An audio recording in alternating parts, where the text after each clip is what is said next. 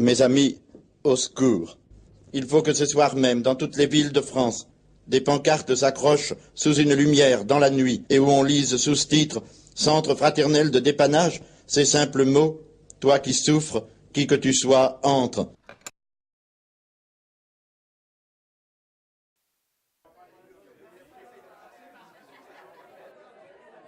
L'origine du concours Minnie Mouse s'est fait autour de 2003. J'avais proposé à la direction de l'époque de faire un concours autour de la micro-architecture. Alors à chaque édition, on propose un thème différent, c'est un concours biennal.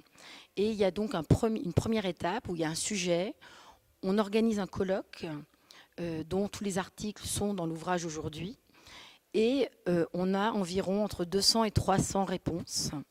Et on organise un comité d'experts sur le sujet. Et on sélectionne entre 20 et 30 projets. Et la problématique de cette année, du concours Minnie Mouse, c'est la nouvelle maison des jours meilleurs. Donc c'est comment une génération va réimaginer une maison industriable et démontable pour les problèmes de mal logement d'aujourd'hui. Et donc le choix de Rudy Bord qui a un think tank sur la pauvreté, c'est un des rares designers qui est militant sur la question de la pauvreté. On pensait avec Michel Buisson, qui est le co-commissaire, que c'était sûrement la personne la plus pertinente. Bon, il est président de jury, mais on avait des gens dans le jury. Il y avait des gens de la Fondation Abbé Pierre, il y avait des designers, des architectes, des gens de la métropole et des spécialistes du mal logement, anthropologues, sociologues. Donc c'était un jury vraiment pluridisciplinaire. Ensuite, on a refait un jury au mois de septembre et on a choisi un projet parmi les 8. Il va être réalisé dans le cadre d'une mousse, c'est-à-dire un projet de logement pour sortir les gens de bidonville.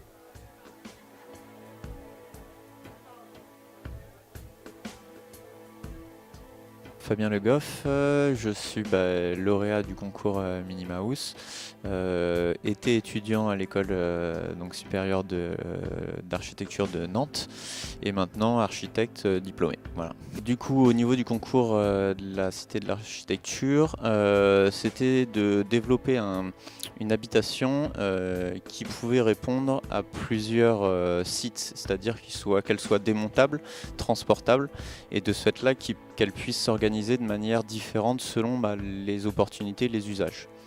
Donc notre projet, en tout cas Woodstock, on a essayé de le développer dans ce sens-là par une brique de bois.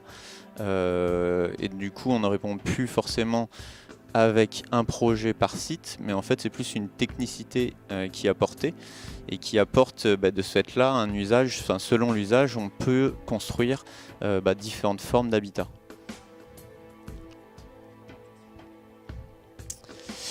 Du coup, au niveau des usages et au niveau de l'organisation intérieure, on a essayé de rester le plus simple possible, c'est-à-dire qu'on est parti sur un volume vraiment très simple, c'est-à-dire une base rectangulaire avec un pan de toit, et on a essayé de traiter les usages, pas forcément que le bâtiment lui-même, mais aussi tout l'usage intérieur, en proposant un mobilier construit. Du coup, c'est-à-dire les lits, tous les espaces de rangement, de cuisine, l'espace de salon. Et du coup, on a essayé de développer tous les différents usages possibles et inimaginables dans l'espace de 45 mètres carrés proposé à côté.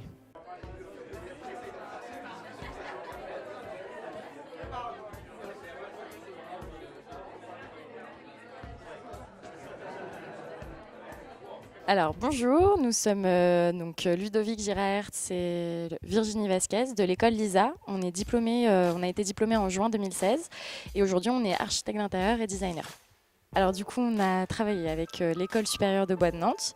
Donc on a monté cette maquette échelle 1/5, donc avec l'aide des ingénieurs, donc de 3 étudiants ingénieurs de l'école.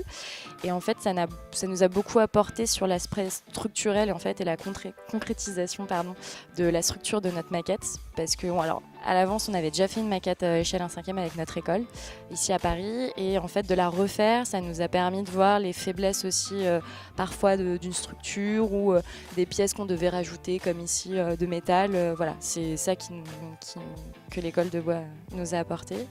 Et surtout, le fait de partager le projet avec des ingénieurs, c'est toujours intéressant, surtout quand on est architecte. On ne sait pas forcément tout. Voilà. Bonjour, nous sommes Camille Chevrier et Thomas Henné. Nous nous sommes rencontrés à l'école d'archi de Nantes et aujourd'hui poursuit un cursus d'architecte-ingénieur et moi je suis en dernière année à l'école à Paris.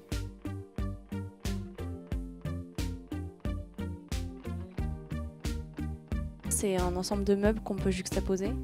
Donc après, on peut imaginer toutes sortes de logements qu'on vient agrémenter en choisissant par exemple, comme vous voyez peut-être derrière,